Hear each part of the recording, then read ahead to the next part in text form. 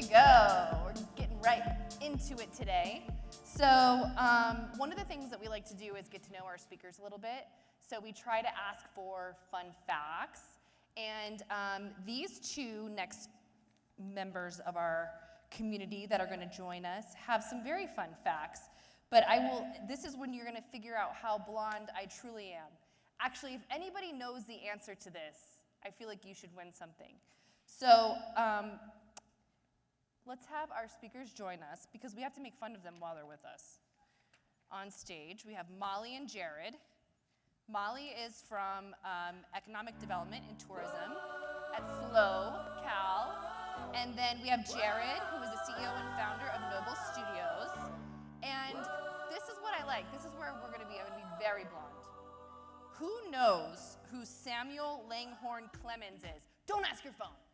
Wow. Oh, the smartest table. Oh, Justin knows. Of course Justin would know. Visit Denver. Gosh. Okay, who's going to yell it out? Justin. You guys, I went to law school and I'm still not smart enough to figure that out. Okay, so why is that relevant? Because we asked who you would go to dinner with, and he picked Samuel Langhorne Clemens, Bill Gates, yeah, everybody wants to go to dinner with Bill Gates, and then your Italian great-grandfather. Okay, wait, so let me try to say your last name. It's very Italian. I'm going to screw it up. Good luck. I know. Lopiccolo. Wow. Boom. Okay, and so Molly's fun fact, and this actually I'm very jealous of as well, is Molly has like a killer shoe collection. You could go into her closet and probably, I don't know, wear a different pair for like 3 years straight. So, Almost. Yeah, so let's give a round of applause for a woman who has a good shoe collection. And it's all you, turning it over. Okay. Yeah, we like to call her Stiletto. No, I'm just kidding. I have a problem. What can I say, right?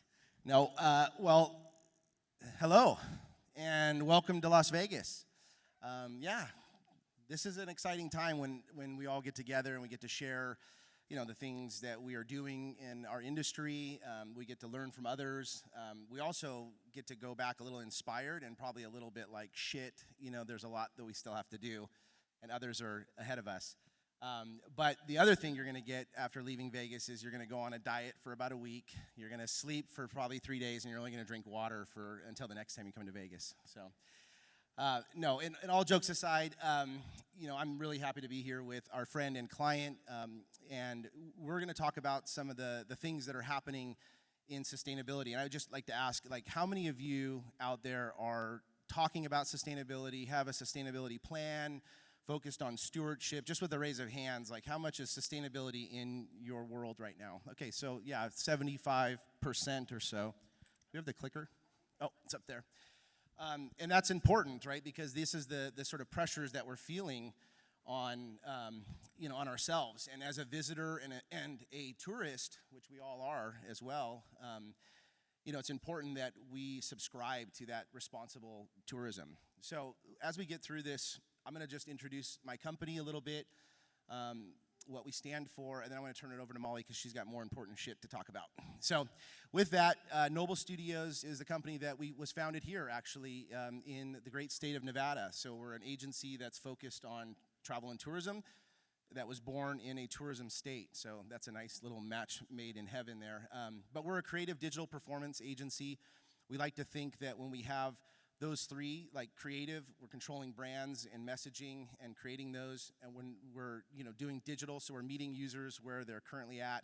And then from a performance side, when we're iterating and really working those channels, we're the most impactful for our clients. Now, we don't have to always be creative digital or performance. We can partner a lot with other agencies, and we do that with quite a bit of our clients.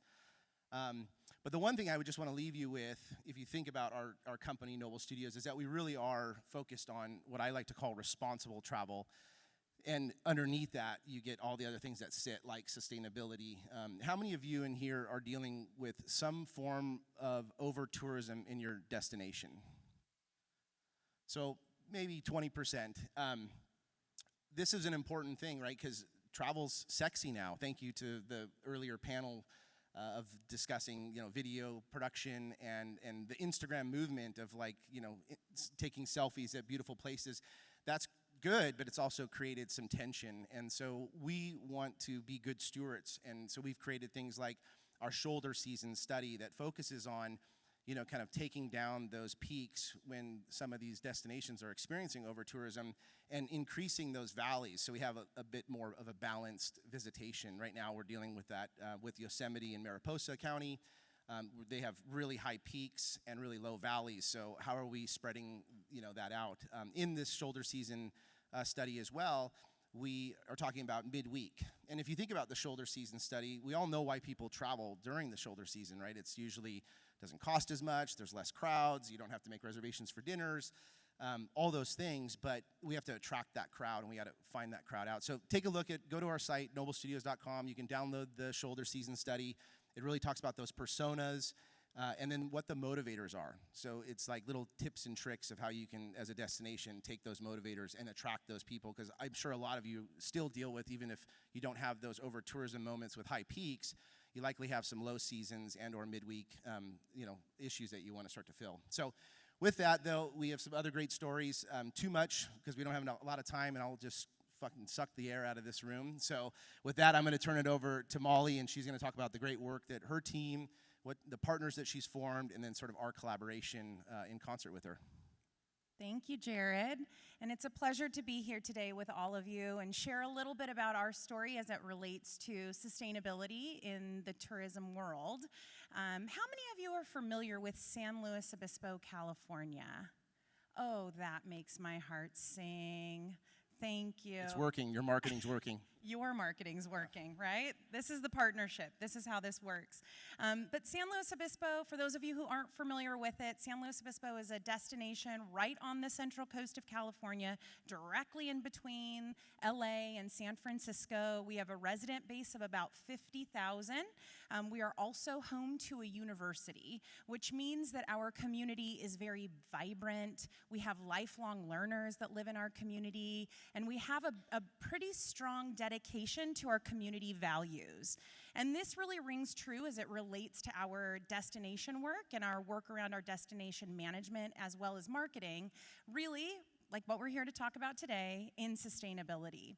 So sustainability and climate action has been something that our community has been focused on and working on for decades. Back in 1984, I'm gonna geek out a little bit. I'm from the government, so I'm gonna geek out a little bit on plans. And so all the way back in 1984 was the first time that sustainability and climate action showed up in our general plan, which is the guiding documents that lay out all of the work that our community does as it relates to policy and development and the work for our community. Fast forward, San Luis Obispo was the first community to ban indoor smoking.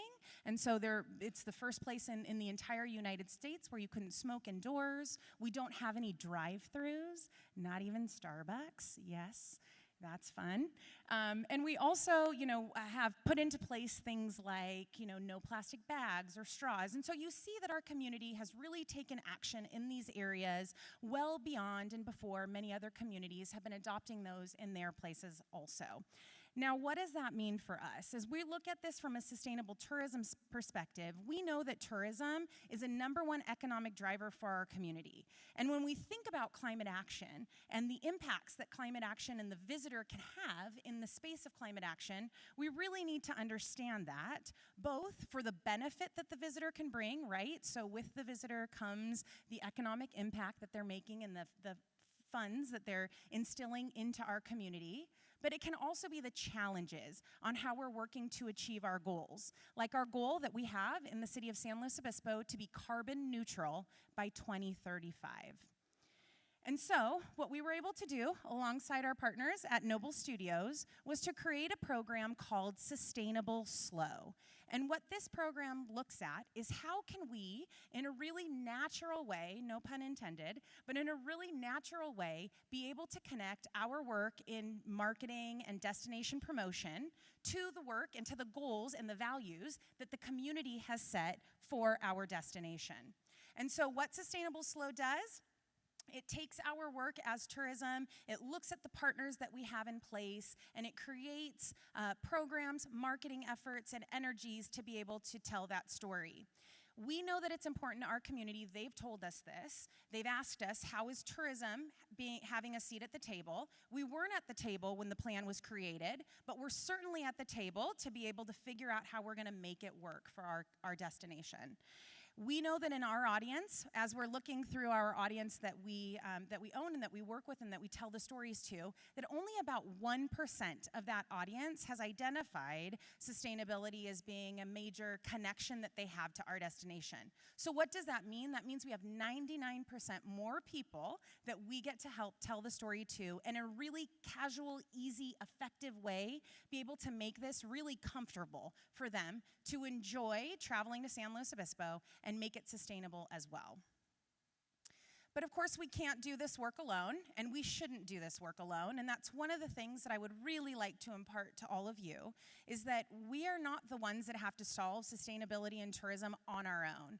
We shouldn't be, but we can be the catalyst for what those relationships look like. And in San Luis Obispo, what those partnerships look like for us is when we talk about it from like the government perspective, right? So the city of San Luis Obispo, the goals that they have and the goals that we're working towards to attain carbon neutrality. Of course, our Chamber of Commerce and how that relates to the business community, and we can tie the connections to the work we're doing in tourism, to the work that's being done with the business community, really what people are seeing, the boots on the ground in our destinations.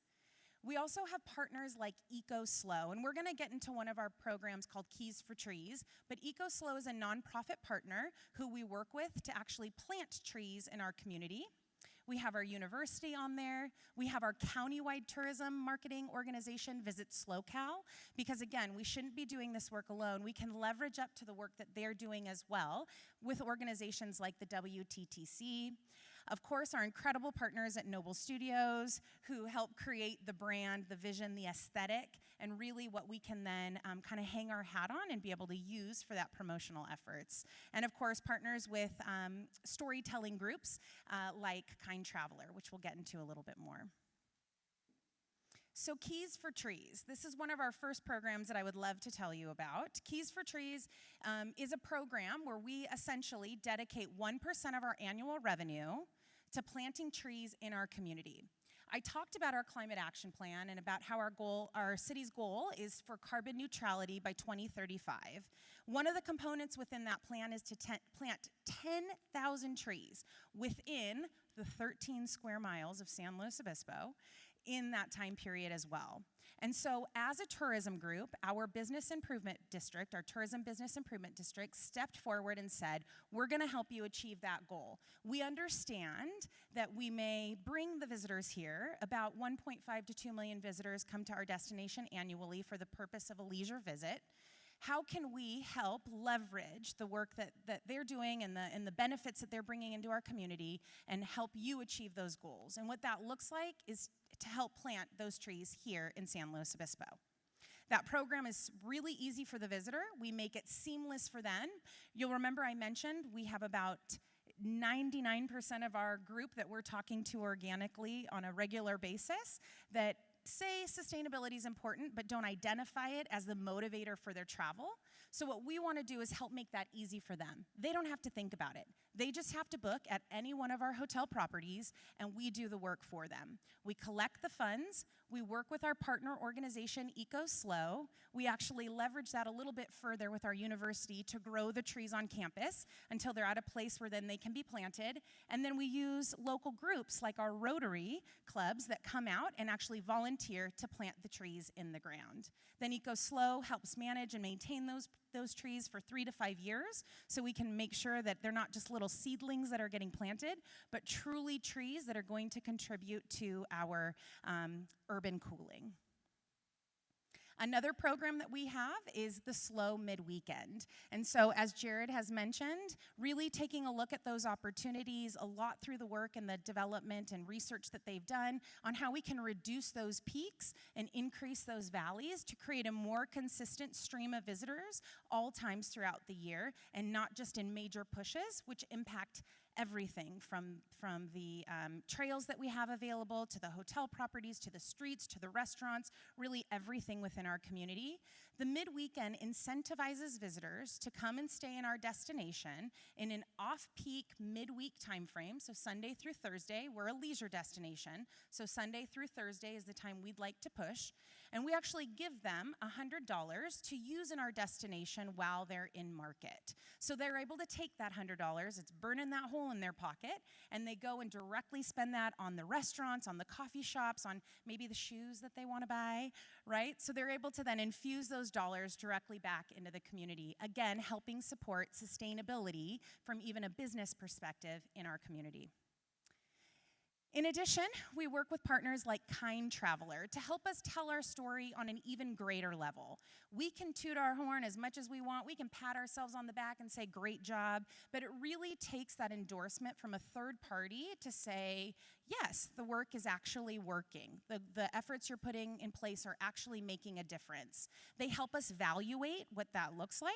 They help us tell the story and pitch it to media that may be interested, and they have a dedicated network of media, both from content creators as well as more traditional forms of media, to help spread the word about the work that we're doing from a sustainability standpoint.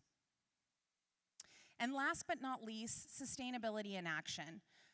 So you may hear the term greenwashing from time to time when we talk about sustainability work, especially in the tourism marketing space.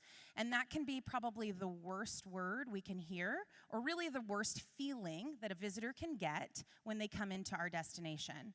So what we've been able to do is, through the work and the brand development that we've done with Noble Studios, again, we've been able to gift that to our government neighbors that have then been able to take those programs and help tell their story. And you can see Sustainable Slow all throughout the community. So you see it on our brand new electric buses. You see it on the rest of our electric fleet as well. You see it on our big belly trash cans that are throughout downtown that also help explain how we compost, how we recycle, and then where else you can place your waste.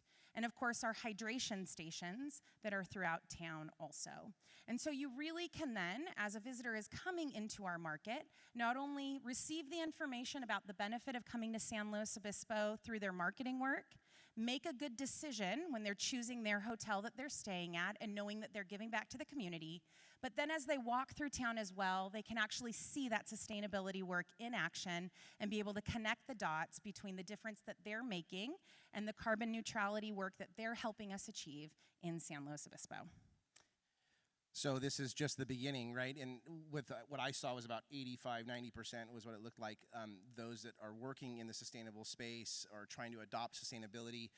What advice would you give to anyone out there outside of the partners and some of the other stuff you've already talked about? What, like if you were to do this again, what would you do over?